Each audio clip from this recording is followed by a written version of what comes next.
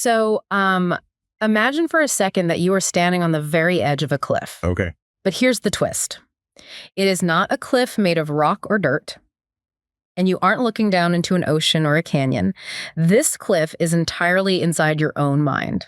Oh, wow. Yeah, and you are actively trying to convince yourself to jump. That is a genuinely terrifying image to start with. It is, right. But stick with me here. Imagine you've convinced yourself that jumping, crossing this invisible moral line actually makes you special. Right. That it proves you are somehow above the rules that govern everyone else. Imagine convincing yourself that you are entitled to break the law, even to take a human life, because you have this quote-unquote higher purpose. And the really seductive part there is that if you do it, if you commit this extreme act, you tell yourself you won't feel any guilt. Exactly. You'll feel liberated. You'll prove you're one of the great ones. Yes. So you pick up an axe, your hands are shaking, you strike, and then you have to live with what comes after. And that after is where the real horror begins. Yeah. And the real story, too. Today, we aren't just summarizing some dusty old classic. We are walking straight into that mental abyss. We're exploring this really comprehensive analysis titled An Anatomy of the Human Abyss. Mm-hmm. And it completely dissects Fyodor Dostoevsky's 1866 masterpiece, Crime and Punishment. And looking through our research for today, I have to say, this isn't just a story about a murder. The analysis describes it as a complete existential experience. It really is. I mean, a lot of people think of classics as these boring books you're forced to read in high school English. You just assume they're going to be incredibly dry. Right, exactly. But the material we're looking at today frames this specific story as a mirror. It drags you down to the deepest layers of the human psyche. It's this place where pride is constantly fighting with guilt and where cold, hard philosophy goes to war with actual madness. It honestly feels less like a book and more like a fever dream. That's a perfect way to put it. It's psychological combat. So let's set the scene for everyone, because the atmosphere here is incredibly heavy. We are not in a nice neighborhood. Not at all. We are in the stifling, poverty-stricken alleys of St. Petersburg in the 1860s. And the descriptions provided in our deep dive materials paint this really vivid picture. It says the heat literally sticks to the walls and the smell of poverty comes out of every single crack. It's a pressure cooker. Yeah. The analysis points out how the author goes out of his way to mention the dust, the lime, the scaffolding, the drunken men stumbling out of taverns. Yeah, it's overwhelming. It's not just a backdrop. The city is an active participant in the story. It is almost designed to drive people crazy. It's cramped and hot, and it just smells of total despair. And living right in the middle of this pressure cooker is our main guy, Raskolnikov. He is living in a rented room that the text says is like a coffin. Which is just wow. Right. Like a coffin. He's young, he's handsome, he's brilliant, and he is completely broke. He is starving.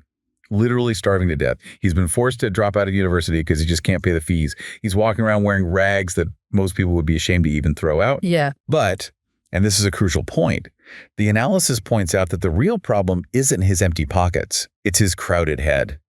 Okay, let's unpack that phrase. Crowded head. Because Raskolnikov isn't just sitting around his coffin room feeling sorry for himself. He is thinking. He's brooding.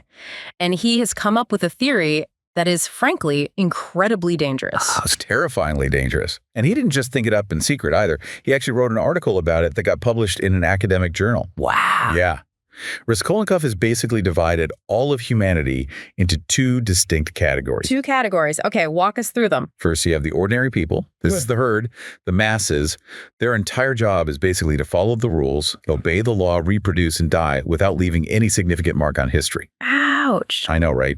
They're just the material that keeps the world running. That is a incredibly bleak view of the general population. Basically, he sees them as just rule followers. And the second category? The extraordinary people. The analysis mentions historical figures like Napoleon or Caesar as examples. These are men who supposedly move the world forward. They introduce new words, new ideas. Okay. And because they are moving the world forward, Raskolnikov argues they have a moral right, maybe even a duty, to step over the law. Step over the law. That is quite the euphemism. Right, it really is. He argues they can spill blood if they have to, provided it's for a quote-unquote greater project. So if Napoleon had to kill a few people to establish a new order, Raskolnikov would argue that's not a crime. Exactly. He'd say it's just a necessity of greatness. So he is basically creating a philosophical permission slip for murder, just as long as you're supposedly great enough. Precisely. It is moral relativism taken to the absolute extreme. And the question burning a hole in Raskolnikov's brain isn't just theoretical. It's deeply personal. Right. He wants to know where he sits in. Yes. He is obsessed with knowing, which category do I belong to? Am I a louse like everyone else? Or am I a Napoleon? That's the terrifying part. It's this massive ego trip. And he decides he can't just sit around and think about it anymore. He has to test it. He has to take action. That is the trap he sets for himself. He needs to prove to himself that he has the will to cross that line. If he can kill someone and not feel any remorse, then boom, he's extraordinary. And if he feels better, then he's just ordinary. A louse. So he does the math. And it really is just cold math to him, isn't it? He picks a target. Alyona Ivanovna. She's this old, cruel pawnbroker. She's a very distinct character in the analysis. She exploits the poor. She charges ridiculous interest rates. She physically beats her own sister. She is simply not a nice person. Right. So Raskolnikov tells himself that killing her is actually useful. It's utilitarianism gone completely wrong. As a key insight from the deep dive, he calculates it out. One louse of a life removed. Just one? Right. And in exchange, he takes her hoarded money and saves his own family. Yeah. He saves himself so he can finish his studies, and then maybe he helps hundreds of other people with that wealth later on. One death for hundreds of lives. Exactly. Yeah. Logically on paper, it seems sound to him, even ethical in a really twisted way. But here is where it gets really interesting and horrific. Logic is neat. It's clean. Reality is incredibly messy. It falls apart instantly. Walk us through that reality check. Because he goes to her apartment, he has the axe under his coat, he is actually doing it. He is. He strikes her with the blunt side of the axe, which, by the way, is a terribly gruesome detail the analysis highlights. She dies. But then the one thing his perfect theory absolutely didn't account for happens. He left the door open. He left the door open. Yeah. And the pawnbroker's sister walks in. Lizaveta. Right, Lizaveta. And her walking in destroys everything. Lizaveta is the total opposite of the pawnbroker. She's innocent. She's a bit slow-witted. She is constantly the victim of the pawnbroker's abuse. She hasn't done anything wrong. Nothing at all. She's just a bystander who walked into the wrong room. But because she walks in and sees him, Raskolnikov has to kill her too, just to cover his tracks. And that is the exact moment the extraordinary man theory completely shatters. Yeah. In a matter of minutes, what was supposed to be this surgical removal of a social parasite, this noble act for the greater good, turns into a messy, panicked, improvised massacre of an innocent woman. Wow. The cold philosopher is gone. Now he's just a trembling, terrified murderer covered in warm blood. It is so brutal. And the source materials really emphasize this next point, which I find fascinating. If this were a normal detective story, the classic whodunit this double murder would be the climax. Right. You know, the whole book would be about catching the bad guy. But in this analysis, the crime happens right at the very beginning, part 1, and the book has 6 parts. Exactly. We already know who did it. The mystery isn't who, the mystery is what. What does this kind of crime do to a human soul? And the answer seems to be total disruption. Absolute internal collapse.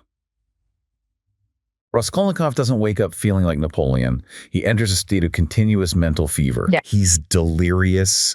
He's intensely paranoid. He's literally fainting in the streets. He sleeps for days on end and then just wanders around the city aimlessly. It's the ultimate paradox of his own theory, right? He wanted to prove he was extraordinary, meaning he was above traditional morality, that he wouldn't feel guilt. Yes. But the very fact that he is suffering so intensely proves he actually does have a conscience. Precisely. His suffering is the concrete proof that he is not a Napoleon. He's human. According to the analysis we're looking at, that suffering is actually his potential salvation. How so? It's the only thing keeping him connected to humanity, even if it feels like pure torture to him. If he didn't suffer after doing that, he would just be a psychopath, a monster. But he isn't just fighting himself inside his own head. He has an external threat to deal with too. And I absolutely love this character. Let's talk about the investigator, Porfiry Petrovich, because this guy is not your typical cop. Oh, Porfiry. He is brilliant. The notes actually highlight that he predates Sherlock Holmes, but he operates in a very different way. He does not look like an action hero. You know, describe him for us. He's not exactly kicking down doors, flashing a bat. Not at all. He's described as short, stout, kind of bald, with this elusive, slightly mocking smile. He looks like a bored, middle-aged bureaucrat. And here is the real kicker. He has zero physical evidence. None. None.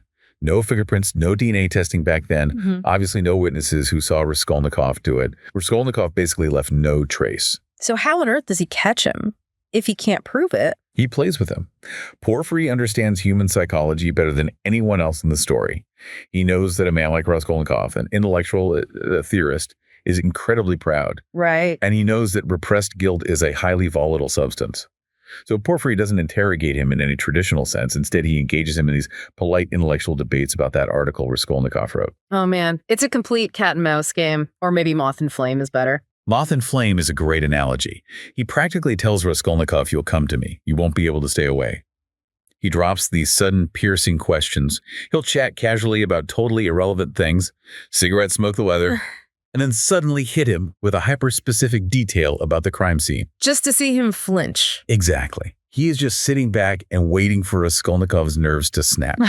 It's a psychological duel. That is so stressful just thinking about it. You can really feel the walls closing in on him.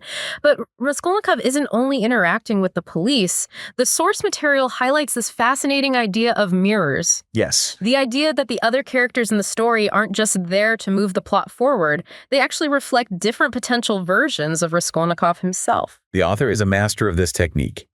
He surrounds Raskolnikov with characters that represent the different paths he could potentially take. Let's start with the really dark side. Svidrigailov. I mean, even the name sounds sort of slippery and sinister. Svidrigailov is fascinating and deeply terrifying. He's a wealthy man, rumored to be a deeply depraved criminal. There are whispers he's a pedophile, that he murdered his own wife. But the scary thing isn't just his past crimes, it's his current attitude. He's the guy who actually is what Raskolnikov tried to be right. Exactly. Raskolnikov is agonizing over the morality of crossing the line. He's physically sick with guilt. Svidrigailov crossed that moral line years and years ago, and he found absolutely nothing on the other side. He didn't find greatness. No.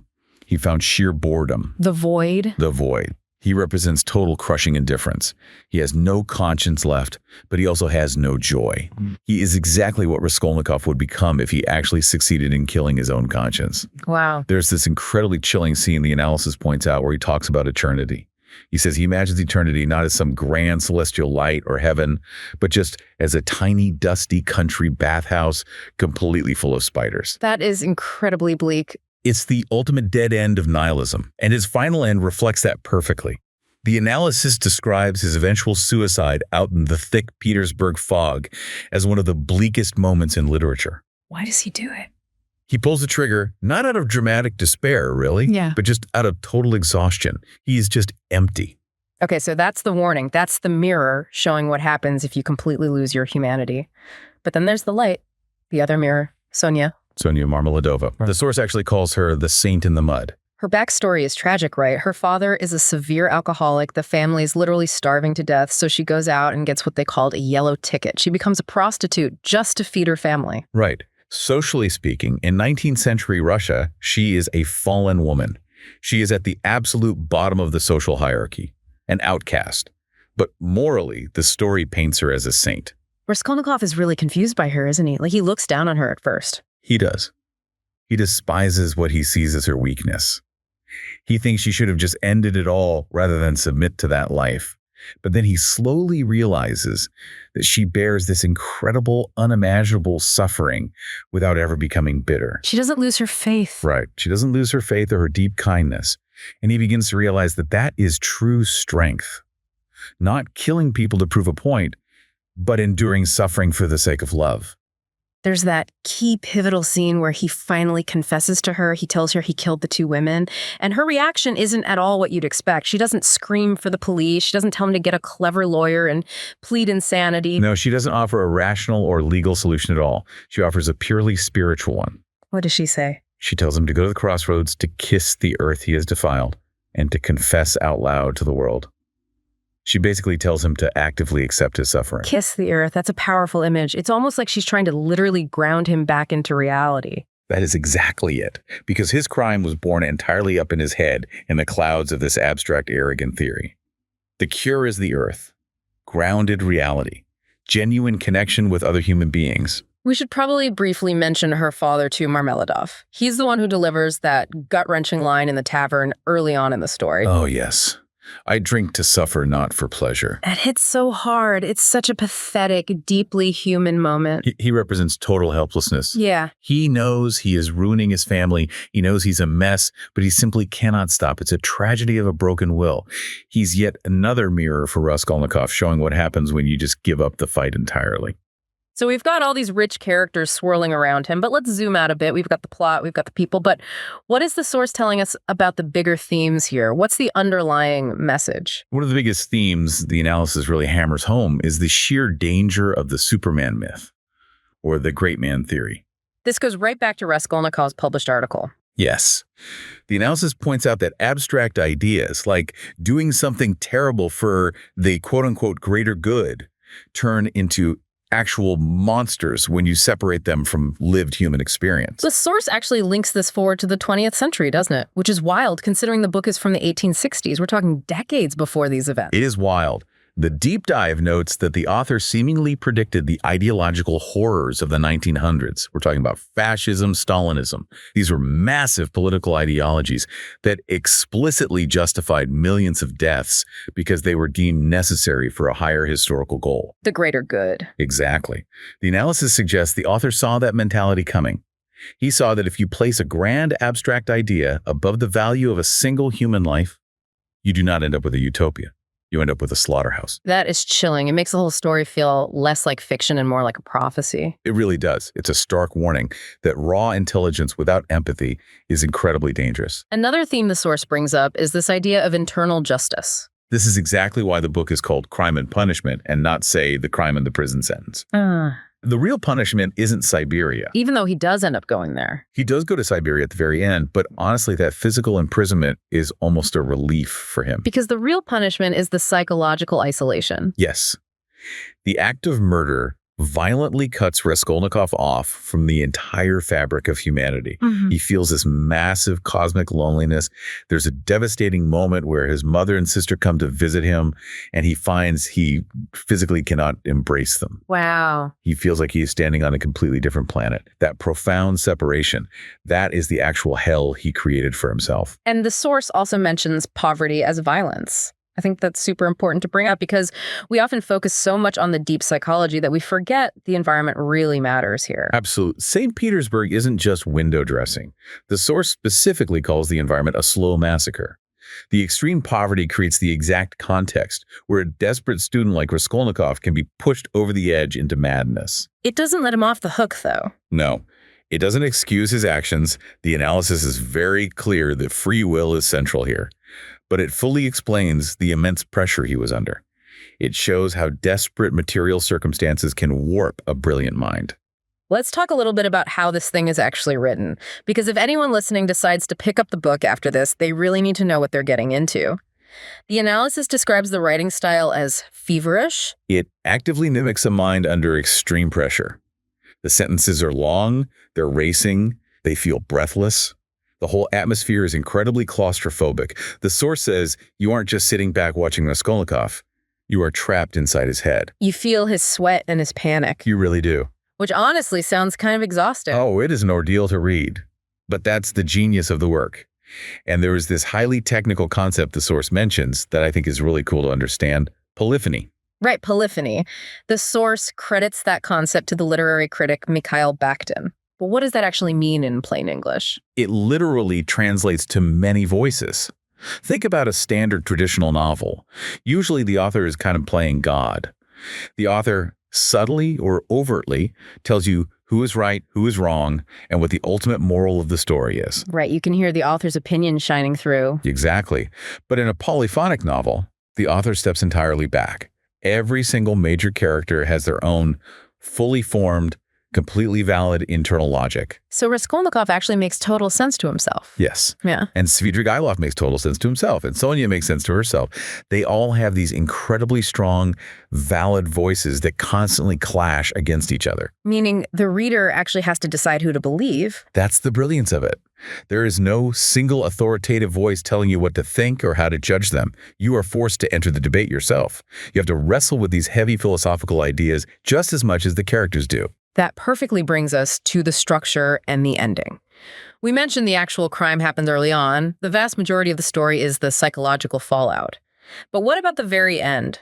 The source mentions that the epilogue out in Siberia is actually quite controversial among critics. It is very debated. So after all this intense darkness and suffering, Raskolnikov finally goes to a prison camp in Siberia. And slowly, very, very slowly, he begins to shift. He finally realizes he genuinely loves Sonia. He picks up a Bible. And people don't like that. Some critics feel it's too rushed. They argue that the author just really wanted a neat Christian ending and sort of forced it onto the narrative. Like trying to tie a neat little bow on a really messy, traumatic packet. Exactly. But the analysis we're following argues it is actually necessary. It views the epilogue not as a magic fix, but as a seed of change. It's not that his trauma is suddenly gone or that everything is suddenly perfect. It's that the mere possibility of a new life has finally opened up for him. He has accepted his suffering, and because of that, he can finally begin to live again. The book doesn't end with a firm conclusion. It ends with a beginning. So big picture time. Why does this story still matter? Why are we sitting here having a deep dive in 2026 talking about a fictional guy with an axe from 1866? Because it profoundly shaped almost everything that came after it in literature and psychology. The source lifts an incredible legacy. It influenced Franz Kafka, Albert Camus in his book The Stranger. It heavily influenced Sigmund Freud and the entire development of modern psychology. And even modern pop culture, right? The source mentions Breaking Bad. Breaking Bad is such a perfect modern comparison. Walter White is essentially a modern-day Raskolnikov. He really is. I hadn't thought of that. The ordinary man who decides to break bad for a quote-unquote logical reason to help his family financially. And he tells himself he's special. He's the danger. But in the process, he completely destroys his own soul and ruins the lives of everyone around him. That exact character arc, the descent into arrogant justification and the resulting psychological decay, that really starts right here with this story. It shaped our entire modern understanding of existential guilt and the terrible, terrible burden of free will. It did. But I think the single most powerful takeaway from our source material, honestly, the reason people should really engage with this story, is this concept of the final mirror. Yes. The idea that this novel reads you. That phrase gave me absolute chills when I read it in the analysis. It is not just you passively reading a book. No, it actively forces you to ask yourself some really uncomfortable questions. Exactly. Raskolnikov's actions seem extreme on the surface, but are the underlying thoughts really that alien? How often do I use cold logic to justify my own bad or selfish behavior? Right. How often do I quietly tell myself I'm somehow special or that the normal rules shouldn't apply to me because my specific situation is uniquely different? Or looking at Marmeladov, what are my own personal addictions or destructive habits that I know are ruining me, but I just throw my hands up and say I can't stop? Or looking at Svidrigailov, where in my life have I become totally numb to the suffering of other people? It strips you bare. It shows you that the boundary line between a normal functional person and a monster is so much thinner than any of us like to admit. Raskolnikov isn't some mythical monster. He's us if we let our very worst, most arrogant ideas take the wheel. That is a seriously heavy thought to leave on, but I think that's the entire point. You might finish this deep dive and hopefully it makes you want to explore the concepts further and realize something inside you has fundamentally shifted. And that is the true definition of a great piece of art or philosophy. It doesn't just entertain you for a few hours. It actively changes the way you see yourself. Absolutely. And before we go, I want to leave you with one final thought to mull over. We've talked a lot about Raskolnikov's physical isolation in his coffin-like room, breeding these dangerous, arrogant theories. But think about today. What if the very tools we use right now to isolate ourselves are highly curated digital feeds, our gated online echo chambers where we only hear voices that agree with us? What if those are just modern versions of that exact same room? Oh, wow. Are we currently building our own unquestioned, extraordinary theories about the world entirely disconnected from the messy, grounding reality of interacting with real, diverse human beings? That is a phenomenal question. Well, on that note, we're going to wrap it up for today. Take some time to sit with these questions for a while. See you next time.